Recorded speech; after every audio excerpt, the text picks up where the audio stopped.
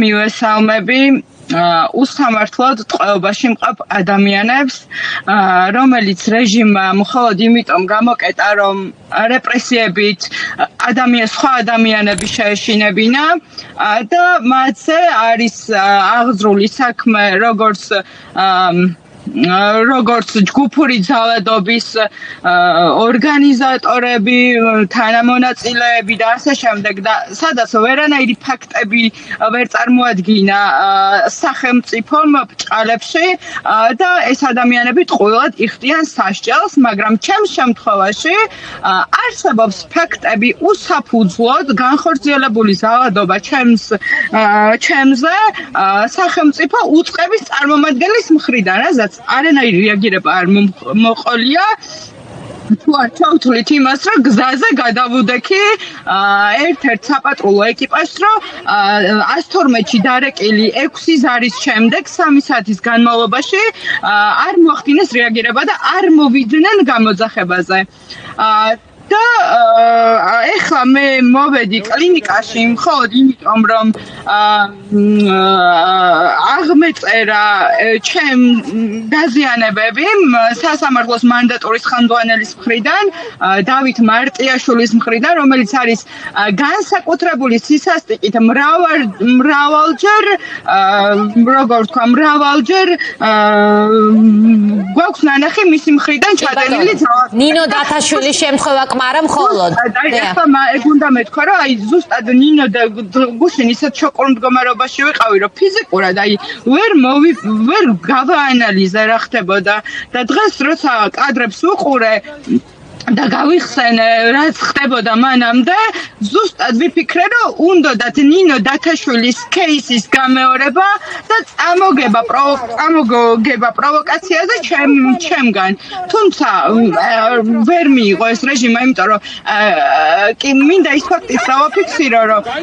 არასოდეს არ ყოფილა მსგავსი შემთხვევა, რომ სასამართლოს ეზოში ღამის 3 საათზე წამოვედი სასამართლოდან და ღამის 3 საათამდე რუსული პროპაგანდისტვის სანქცირებული ტელევიზიები სახელებს არ ჩამოვთვლი, იმიტომ რომ უსახელოები არიან, ეგენი ტელევიზიები არ არიან. მელოდებოდნენ რა მოხდებოდა და ყველას ჰქონდა უწყვეტი ეთერი, მათ შორის იმ მომენტის, როცა მე დაზიანებებს მაყენებდა ჯგუფურად მანდატურის სამსახური და დაზიანებული ჩემი ხელის ეს სისხლჩაქცევები. თუმცა დღეს მთელი დღე პირველად ცხოვრებაში გადავახვიე ეს ტელევიზიები და არც ერთგან არ იყო ეს მასალა. განთავსებული, იმიტომ რომ პროპაგანდას არ აწყობდა და შესაბამისად არც ველოდები, რომ რაიმე სახის რეაგირებას მოახდენენ. თვითონ სახელმწიფო აორგანიზებს მოძალადე ჯგუფებს და ახალისებს დამნაშავეებს, რომ კიდე შემდეგ იძალადონ იმ ადამიანებზე, ვისთვისაც სიტყვის და თავისუფლება პირველ მნიშვნელოვანია პირველ ჯერზე და მე პირადად არანაირ რეაგირებას არ ველოდები. თუმცა თაროზე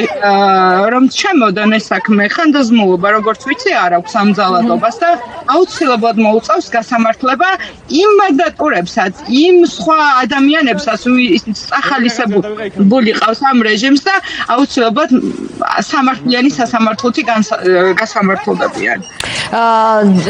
რუსუდან მინდა გკითხოთ, თქვენ ღამის 3 საათამდე იყავით სასამართლო პროცესებზე, სადაც უკანონოდ ყავდათ ადამიანები დაპატიმრებული ბანერის ჭერის გამო და თქვენ იქ იყავით მათ მხარდასაჭერად სოლიდარობისთვის, ხო? კარგად რო გაიგოს მაყურებელმა, როგორ მოხდა ეს პროცესი და საიდან დაიწყო ძალადობა, მოყვები ამბავს. 2 ეპიზოდი იყო ძალადობის. ერთი ის, რომ მოძალადე სრულმოწმე პოლიციელი შედიოდა სასამართლოს შენობაში და მე მას ვეკითხებოდი მარინე ნანავაზე წიხლით რატო შედექით თქო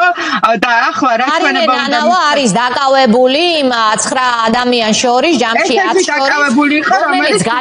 პოლიციამ ჯერ რომ თმებით ათრია ეს ხალხი და შეათრია ამ დაკავების მანქანაში, მე არის ინფორმაცია რომ მთელი გზა ზედ ედგნენ პოლიციელები გოგონებს, ხო? აი ზუსტად მაგ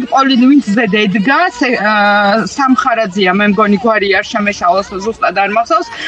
რომელიც ზედ ედგა, იმ პოლიციელთან მივედი და იმ პოლიციელს ვეკითხებოდი რომ რატო იძალა და ვინ დაგავალა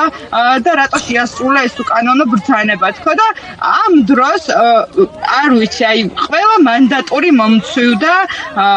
უშვარი სიტყვებით გვანძღეს ცდილობდნენ რომ ტელეფონი წაერთმიათ ჩემთვის რადგან ამ ადამიანის სახე მქონდა გადაღებული და მოვახერხე რომ ჯიბეში ჩამედო ტელეფონი და მარიკა არევაძე გადამეფარა და მარიკა არევაძეს მოხდა ჩემსკენ გამოქნეული მუშტი თუმცა არც მას შემდეგ დააკლეს მარიკას როცა კითხეს რომ შენ ხო იურისტი ხარ და შენ ხო ადვოკატი ხარ და მას შემდეგაც გაგრძელდა მასზე ძალადობა ამის შემდეგ დაახლოებით 9 საათი იყო გასული არ ვიცი სასტრაფოს გამოძახება დაგჭერდა ერთ-ერთი ადამიანი ცუდად გახდა აი ვერაზე მოკლული ბავშვის მეგობრის დედა გახდა შეუძლოდ სასამართლოში და დახმარება აღმოუჩინა სასტრაფომ და მე თავბრუმეს ხმოდა და როცა მივედი რომ მეთქი წნევა გამიზომეთქა 150 მქონდა ასე და ფიზიკურად ვერ დავდიოდი ანუ ან ვიჯექი კიბეზე სასამართლოს ან სკამებია იქ სკვერში და იქ ვიჭექი და ფიზიკურად ვერ გადავადგილდებოდი და ვერც შიგნით შევდიოდი შენობაში, იმიტომ რომ პირადობა თან არ მქონდა. ანუ საერთოდ კომუნიკაციაც კი არ მქონია ამ ზონდერ დაჯგუფებასთან, რომ რაიმე სახის ან კანონდარღვევაზე ყოფილიყო შენიშვნა ჩემი მხრიდან, ანუ არაფერი. სასამართლოს შენობაში არც ყოფილხართ. არ მყოფილ ვარ საერთოდ ვიყავი კიბესთან. აბა საიდან მოგაგნეს ამ მანდატურებმა? სად გადაიქცა? კიბეზე როცა ვიდექი მე მქონდა ეს კადრი, სადაც მარიკაზე მოძალადე მანდატური ყავდა ჩემს ტელეფონში დაფიქსირებული და კადრს ვსკრინავდი, რომ იდენტიფიცირება მომეხდინა, რომ თქვენთვის ტელევიზიებისთვის მიმეცა ვინ იყო. და ამ დროს მე მანიშნეს წინიდან, რომ თურმე უკან ეს მათიაშვილი თუ მარტიაშვილი ტელეფონში რას ვაკეთებდი ჩუმად მიღებდა და მივიხედა და ინსტინქტურად აბსოლუტურად იმიტომ რომ მე არც ვიცოდი რას მანიშნებდნენ ჩავთვალე რომ უკან რაღაც საფრთხე იყო და ეგრევე ტელეფონი ჩავრთა და კამერით მივუტრიალდი რომ მეთქი რა ხდება თქო და ამ დროს მარიკა ელაპარაკებოდა იმ მოძალადეს რომელიც თავს დაესხა და მათ შორის მარტიაშვილს თუ მატიაშვილს რომ რატო მოხდა ეს ძალადობა და რატო ჩაიდინეს და რატო აძლევენ თავისუფლებას რომ გადაამეტონ თავიანთ სამსახურო უფლებამოსილებას რაც სისტემატიურად ხდება უკვე ყოველდღე ხდება სასამართლოში უსამართლო სასამართლოში და ამ დროს ეს მატიაშვილი მომიტრიალდა და დამიწყო ჯაჯგური ტელეფონის წართმევა კიდევ ერთხელ სადა ოღონდ პირველად შევედი კომუნიკაციაში ამ დროს იმიტომ რომ მე მიდევს ეს ვიდეო სადაც ვეკითხები რომ რატო მიღებდით ჩუმად თქო და მისი მხრიდან ანუ სახეზე აგრესია აშკარად ეტყობოდა რომ უნდოდა რომ პროვოკაციაზე ავყოლოდი ან რა ვიცი აი რაღაცა ხელი შემებრუნებინა ალბათ არ ვიცი მაგრამ იმაზე მაგრად მაინც ვერ ვატკენდი როგორც ახლა თვითონ მატკინა და როგორც ქალების მორევა მისი ჩვეული როლია ხოლმე რასაც ვაკვირდებით ანუ არ ვიცი რამდენად იუმორისტული ჟანრია მაგრამ ფიზიკურად ჩემზე ძალიან ბევრად დიდები იყვნენ და სამნიდან ანუ კადრებში ძალიან ეს კადრებში როგორ გაყახართ და ეძახია კიდე მოდით მანდატურებო რას იყურებით მოგვეშორეთ ეს ისმის სხვა მანდატურებს ეძახიან საშველად სამი დიდი მასის მანდატური ასე გაღვწერდი მე მათ მართლაც შესამჩნევად ძლიერების შთაბეჭდილებას რომ ტოვებენ თქვენ მიგათრევენ და თან ძალიან პატარა კაცები არიან და ვიზუალურად ეთყობათ რომ უბრალოდ მასოვკას წარმოადგენენ ეს კადრია რომელზეც ვამბობ შეგიძლიათ შეხედოთ რამხელა მამაკაცები ეჯაჯგურებიან რუსუდანს და თან აქ შუმი არის ასეთი ეძახიან რომ მოდით ხალხო დაგვეხმარეთო ანუ ის ჩალურჯებები არ იყო საკმარისი თქვენ რაც მოგაყენეს როგორც ჩანს 6 ხელით ჯანში ორი და ერთი რაღაც მინდა რა ვთქვა რომ აი მზია ამაღლობელი რის გამოზის ხო წყეობაში რის გამოზის რა აფექტის მდგომარეობაში თავდაცვის მიზნით სილა გააწნა რეჟიმს და ეს რეჟიმის მხრიდან ეს ძალადობა უფრო წითელ ანუ უფრო გაწითლებულია ირაკლი დგებუაძის ლოყაზე თუ ჩემი ირაკლი დგებუაძის რომელსაც ექსპერტი უმეორებდა რომ სიწითლე არ ნიშნავს ტკივილს ყოველთვის და დადიოდა ეს ამხელა თანამდებობის კაცი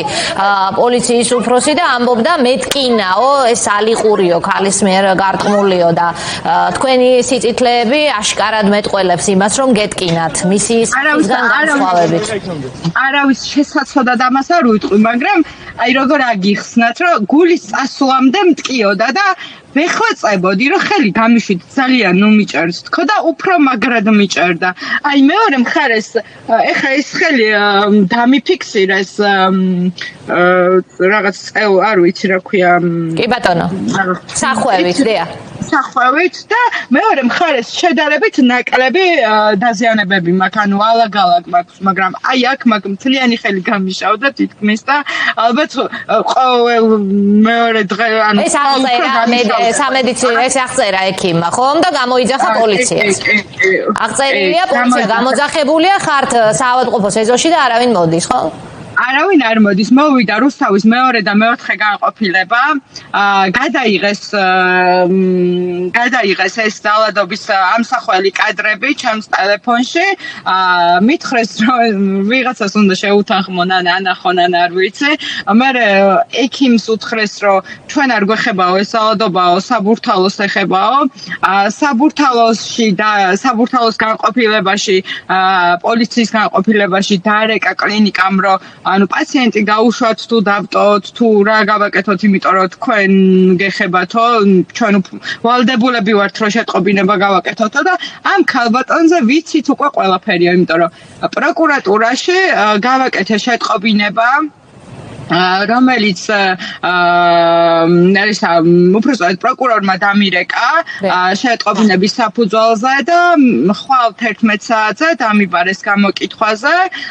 სადაც ყველაფერს მოუყვები და არ მგონია, აი 1%-იც არ მგონია, რომ რეჟიმი თავის მოძალადეს დაასჯის, იმიტომ რომ თვითონ ქმნიან მოძალადე დაჯგუფებებს, რომელიც ხალხს უსწორდება თავისუფალი სიტყვის გამო და ალბათ თუ ანუ 1000-ში -1% შანსი მაინც თუ არსებობს, რომ მოძალადე დაჯგუფება, რომელიც სისტემური გახდა ამ სასამართლოში და თუ ამ მარტიაშვილს და დანარჩენ თავის დაჯგუფების წევრებს რამე შეეხებათ და უბრალოდ გაწირავენ, შეუძლიათ რომ ქართველიშვილის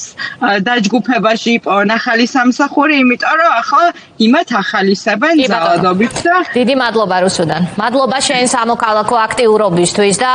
მადლობა თქვენ. სამწუხაროა რომ ადამიანებს ასე უჯდებათ საკუთარი უფლებებისთვის ბრძოლა ამ ქვეყანაში დაზიანებებით, დალურჯებებით, ცემატყებით, პატიმრობით, უსამართლობით, რა თქმა უნდა. მადლობა